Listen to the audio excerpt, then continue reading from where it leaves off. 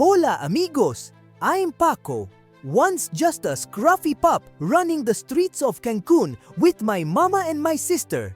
I didn't know what love meant back then, but life was about to change in the biggest way.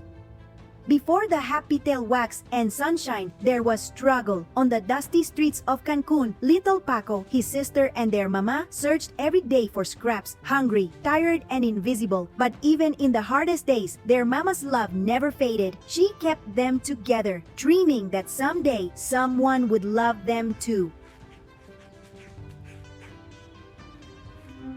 Then one sunny afternoon, a group of women appeared. Bright smiles, kind hearts, and arms full of food and water. They didn't look away. They stopped. They knelt down, spoke softly, and offered comfort to the little family. Before long, the van doors opened, and for the first time, Paco and his mama weren't just surviving. They were being rescued.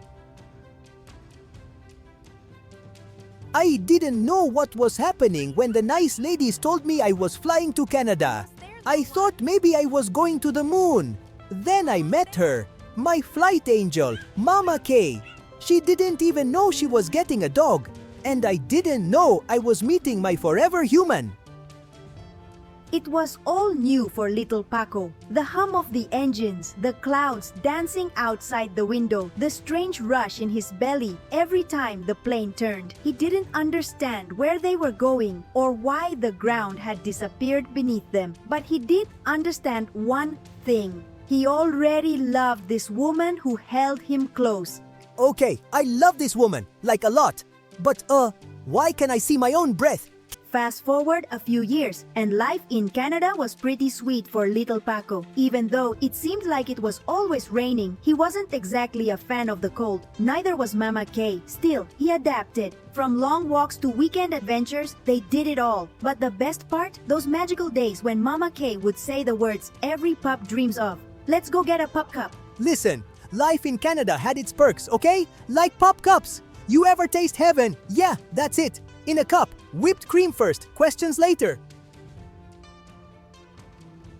You know, little man, maybe it's time to go back to your home country.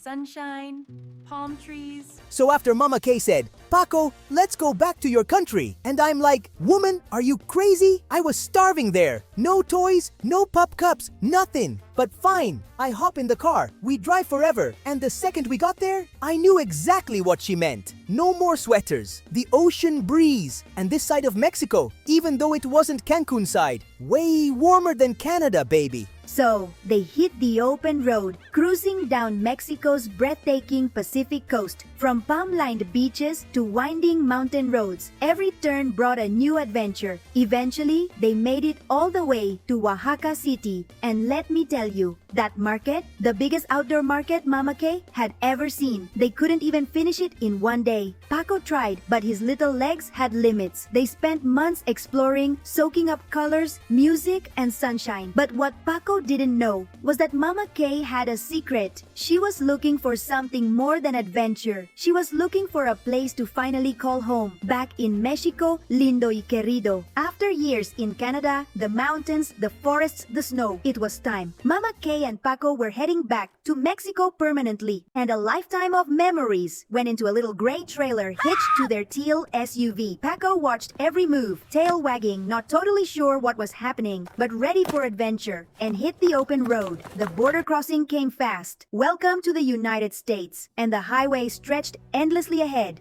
But then, the weather changed. What started as light snow turned into a full-on blizzard in Oregon. Winds howled, snow swirled, and visibility dropped to almost nothing. The trailer rattled, the wipers fought to keep up, and Paco's eyes were wide. Not from excitement this time, but pure, "What are we doing?" energy. Mama K gripped the steering wheel tight, whispering, "It's okay, little man. We've got this." Finally, after what felt like forever, the sun broke through the clouds, and they kept driving through Arizona to the border and saw the big welcome sign, "Bienvenidos a Mexico." They rolled through Mexico City. Horns, colors, life everywhere, which was a little too crazy for Mama K driving a trailer in the city. But they finally got out and then kept driving south, winding through the mountains toward a small town called Xochitepec, which is just south of the beautiful city of Cuernavaca, which you heard about in the other dog stories, right? If you haven't, make sure you watch them too. It wasn't fancy, just a simple white cement house on a hill with banana trees in front and farms below. But to Mama K, it was perfect for now. She jumped out of the car, heart bursting with joy, slammed the door shut, bam, and then realized Paco was still inside. Mama K laughed up and whispered, "We made it, baby. We're finally home." So you liked my story, huh? Not bad for a street pup turned international superstar, right? But listen, that was just my story. These goofballs behind me, they've got some wild tales too. That's why it's called Paco and Pals. Like, duh! And if you haven't subscribed yet, what are you even doing with your life? Just kidding. Kinda. Because when you hit that subscribe button, you're helping the Paco Project, our mission to fund rescues, clinics, and sanctuaries all over Mexico. So, yeah, every view, every like, every share helps save a tail just like mine.